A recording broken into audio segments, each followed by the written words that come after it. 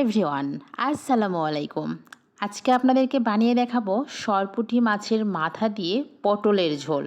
এই খাবারটা আমার প্রেগনেন্সি জার্নিতে কী যে ভালো লাগতো, মানে এখনও আমার কাছে এটা অমৃতের মতো লাগে। আমার মা ঠিক যেভাবে আমাকে বানিয়ে খাওয়াতো সেই রেসিপিটি আপনাদের সাথে শেয়ার করব। সরপুঁটি মাছের মাথা দিয়ে পটলের ঝোল রান্না করার জন্য আমি প্রথমে চুলায় একটা প্যানের মধ্যে পরিমাণ মতো সয়াবিন তেল দিয়ে দিচ্ছি। তেলটা গরম হয়ে গেলে এখানে একদম কেটে পরিষ্কার করে রাখা সরপুঁটি মাছের মাথাগুলো দিয়ে দিচ্ছি। সরপুঁটি মাছগুলো খুবই বড় সাইজের ছিল, এই জন্যে মাথাগুলো খুব বড়। তো মাছগুলোকে আমি একদম কড়া করে ভেজে নিব। আমি যে রান্নাটা আজকে দেখাচ্ছি এইটা কিন্তু সরপুঁটি মাছ ছাড়াও বা সরপুঁটি মাছের মাথা ছাড়াও যে কোনো মাছ দিয়ে করে নেওয়া যাবে, খেতে কিন্তু অনেক মজা লাগে। তো আমি মাছগুলোকে একদম কড়া করে ভেজে নিচ্ছি। ভাজা হয়ে গেলে উঠিয়ে নিচ্ছি। মাছগুলো উঠিয়ে নিয়ে আমি ওই একই তেলের মধ্যে এখানে দিয়ে দিব হচ্ছে কেটে পরিষ্কার করে রাখা পটল। পটলগুলো হচ্ছে আমি খুবই ভালো করে ভেজে নিব, কারণ হচ্ছে এভাবে পটলটা ভাজলে পটলের কিন্তু একটা এক্সট্রা গন্ধ আছে, এই গন্ধটা একদমই লাগবে না। যখন দেখবেন যে পটল হচ্ছে সুন্দর একটা কালার চলে আসছে, মানে ব্রাউনিশ একটা কালার চলে আসবে, ঠিক সেই মুহূর্তে প্রয়োজনীয় মশলাগুলো ব্যবহার করতে হবে।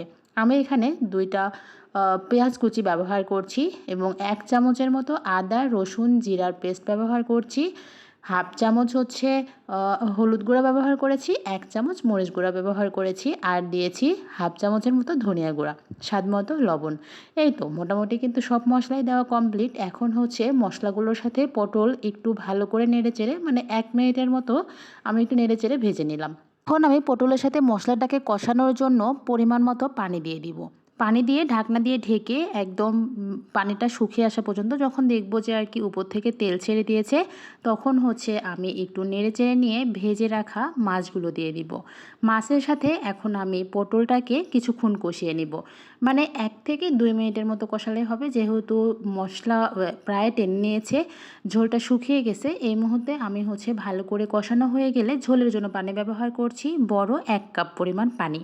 এখন আমি নেড়েচেড়ে মিশিয়ে নিয়ে ঢাকনা দিয়ে ঢেকে ঝোলটাকে ভালো করে ফুটিয়ে নিব।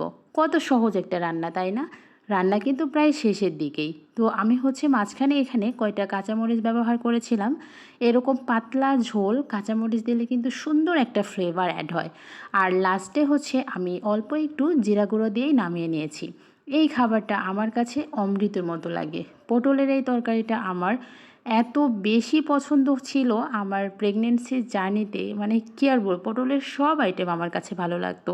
তো আপনারা একদিন এই সিম্পল রান্নাটা একদিন ট্রাই করে দেখবেন, আশা করছি সবার অনেক বেশি ভালো লাগবে। যারা নতুন রাঁধুনি আছেন তারা একদিন ট্রাই করে দেখবেন, খেতে কিন্তু অনেক বেশি মজার হয়। তো ভিউয়ার্স, আজকে আমার ভিডিওটি এ পর্যন্তই। ইনশাআল্লাহ দেখা হবে নেক্সট কোনো ভিডিওতে। আসসালামু আলাইকুম, আল্লাহ হাফেজ।